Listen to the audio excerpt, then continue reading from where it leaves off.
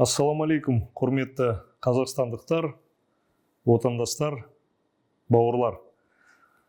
Маған әлеуметтік желілерде, мессенджерлерде телефонмен соғып, осы өткізілгелі жатқан референдумға байланысты менің жеке пікірімді және біздің Ел тірегі партиясының пікірін сұрап жатқан азаматтар өте көп. Біздің жақтастарымыз, партия мүшелері, біздің осы өңірлердегі филиал директорлары барлығы Нұреке қандай позиция ұстанамыз? Мына референдумға қайтаймыз, қатысамыз ба, қатыспаймыз ба деген сондай сауалдарды қоюда. Сондықтан референдумға байланысты менің жеке ұстанымым және партияның ұстанымын айтып қана қоймай, кішкене түсіндіріп бергім келіп отыр. Неге? Бірінші түрде ұстанатын қандай адам немесе ұйым референдумға қарсы шығады? Референдум деген ол өте жақсы нәрсе. Ол біріншіден халықтың пікірін сұрау, халықтан тікелей сұрау. Осындай реформаларды өткіземіз бе, өткізбейміз бе деген. Бізде көп жылдары бойы 30 жылдың ішінде 2-ақ референдум өткен болатын. Көптеген халыққа маңызды мәселелердің барлығын тек қана парламенттің ішінде 5-10 минутта шешіп, мына біздің 200 депутаттар солар ғана дауыс беріп, мына үлкен, өте маңызды шешімдерді тек қана сол парламент қана шешіп отыратын. Тек қана парламент, ол парламентте білесіздер, мына отырған депутаттардың барлығы президент не айтады, билік не айтады, соның бәрін тура сондай қылып дауыс беріп отырады. Халыққа жақсы ма, халыққа жайсыз ба, олар бәрібір билікке керек нәрсеге әрқашанда дауыс беріп, ешқашан халықтың жағында болып, ешқашан халықты қолдап, немесе халық үшін бір заңға, немесе бір өзгеріске қарсы шықпаған ешқашан ол депутаттар. Сондықтан бұл депутаттардың қолына ондай нәрселерді, маңызды нәрселерді беруге болмайды. Әрине, референдум өткізіп, халықтан тікелей сұрау, ол өте жақсы нәрсе. Осы күнге дейін мынау қолымдағы ата заңымызға 90-нан астам өзгерісті референдумда емес, сол 200 депутаттар дауыс беріп, сол парламенттің ішінде 5 минуттың ішінде шешіп отырды. 90-нан астам өзгеріс. Ал енді міне осы жылы референдум арқылы билік халықтан сұрамақшы. Бірақ асықпаңыз. Ойланып қараңызшы, осы 5 маусым күні болатын референдумда не өзгерейін деп жатқанын қарапайым халық біледі ма? Білмейді ма? Енді оның мазмұнын көп талқылауға болады, бірақ мынаған назар аударсақ.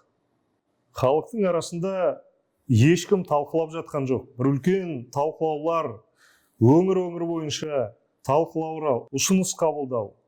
Онда еш нәрсе жоқ. Тек қана біз көріп жатырмыз, кейбір депутаттар өңірлерге барып, ол жерде адамдармен кездесіп бір нәрсені айтып жатыр, бірақ кеңінен халықпен талқылау, әр жерде ұсыныс қабылдау, осы конституцияға, ата заңымызға қандай өзгерістер енгіземіз, халықтың алдында қандай мәселелер тұр, қазір халықтың көкейінде не мәселелер тұр, сол бойынша қандай шешім қабылдаймыз. Президент Тоқаев осы біраз уәде беріп еді өзінің жолдауында. Біріншіден мынау супер президенттік биліктен президенттік билікке көптеген жаңа демократиялық өзгерістер болады. Мынау саяси партиялар тіркелінеді.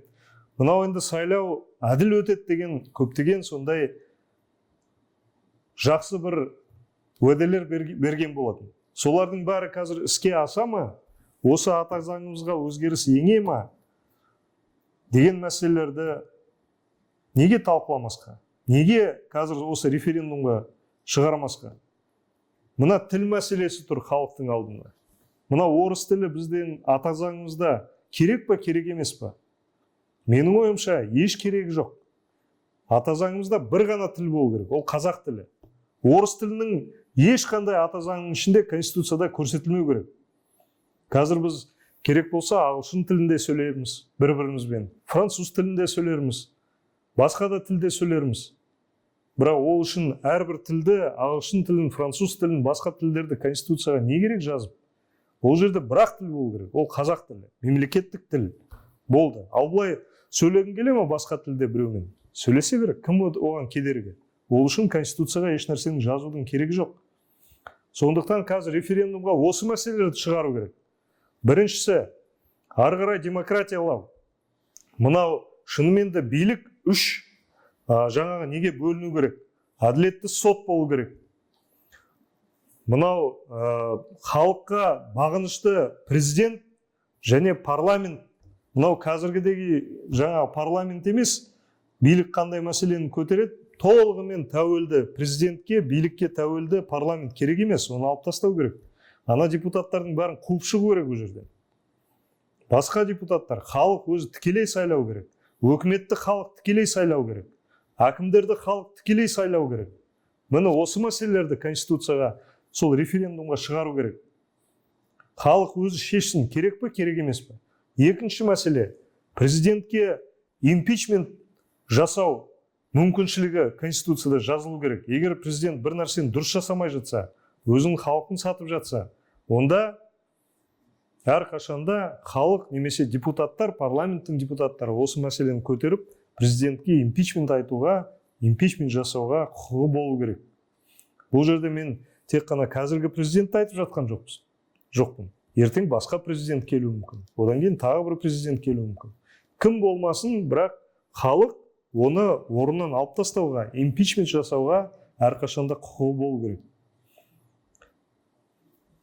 Осындай мәселелер халықтың алдында тұрған өте көп. Мынау саяси партиялар әлі тіркелмей жатыр. Шынымен шынайы халық өзі жасап отқан, немесе бір жаңа халықтың өзінің инициативасымен жасалып отқан шынайы билікпен жасалған емес. Билікпен бір құйтырқы жаңағы бір партиялар емес, өтірік. Шынайы партиялар әлі тіркелмей отыр. Оларды бәрін жаңа тіркемей, лақтырып тастап, документтерін қайтарып беріп. Сол мәселе өте қазір маңызды болып тұр халықтың алдында. Көптеген басқа да мәселелер бар. Бірақ оның бәрін қазір талқыламай, оның бәрін халықпен ақылдаспай, қазір міне 5 маусым күні референдум өткіземіз дейді. Мен ойлаймын, бұндай референдуммен, референдумды жасау керек, ондай референдумдарды қолдау керек. Егер билік ондай бір референдум жасаймыз деп жатса, әрине қолдау керек. Бірақ бұл жерде асығыспен ондай референдумды жасаудың қажеті жоқ. Қазір мүмкін бұл референдумды ең кемінде тағы да бір 2 айға шегеріп, содан кейін 2 айдан кейін бәрін осы 2 айдың ішінде халықпен талқылап, халықтың жан-жақты кең тұрғыда халықтың барлығымен талқылап, қандай мәселелерді көтереміз, қандай ата заңымызға өзгерістерді енгіземіз. Содан кейін ғана бәрінің өздерінің пікірін тыңдап, халықтың пікірін тыңдап, партиялардың пікірін тыңдап, үкімет емес ұйымдардың пікірін тыңдап, қоғамдық ұйымдардың пікірін тыңдап, сол кезде ғана референдумды өткізу керек. Сондықтан мен ойлаймын, қазір 5 маусым күні референдумды өткізу ол тым асығыс болады. Енді біраз халық менен сұрап жатыр, мына референдумға барамыз ба, дауыс береміз ба деп. Мен ойлаймын, бару керек. Өйткені біз өзіміздің қарамызды көрсетуіміз керек. Біз өзіміздің көптігімізді көрсетуіміз керек. Егер қазір халық референдумға бармайтын болса, онда билік біздің дауыстарымызды өздері өтірік жасап, біздің орнымызға жаңа дауыс беріп, сөйтіп бұл референдумды өткізіп жібереді. Ондай болмау үшін халық өзінің бар екенін көрсету керек. Барлық референдумға барып, дауыс беру керек. Бірақ мен билікке тағы да айтарым. Менің ойымша, қазір мына референдумды өткізу тым асығыс. Ол референдумда көрсетіліп жатқан, шығарылып жатқан сұрақтар ондай бір маңызды емес. Одан да маңызды мәселелер қазір халықтың көкейінде тұр. Сондықтан мүмкіншілік болса, осы референдумды шегеріп, жақсылап тұрып халықпен кең түрде талқылап, халықтың пікірін біліп, содан кейін ғана өткізу керек деп санаймын. Әйтпесе, соншама қырғын ақша, біздің қазір естіп жатқанымыз 14 миллиард теңге осы референдумға кетеді дейді, ал оның нәтижесі оң болмауы мүмкін. Сондықтан осы референдумда бұл өте маңызды нәрсе. Референдум өткізу керек, бірақ ол референдумға өте маңызды сұрақтарды шығару керек деп санаймын.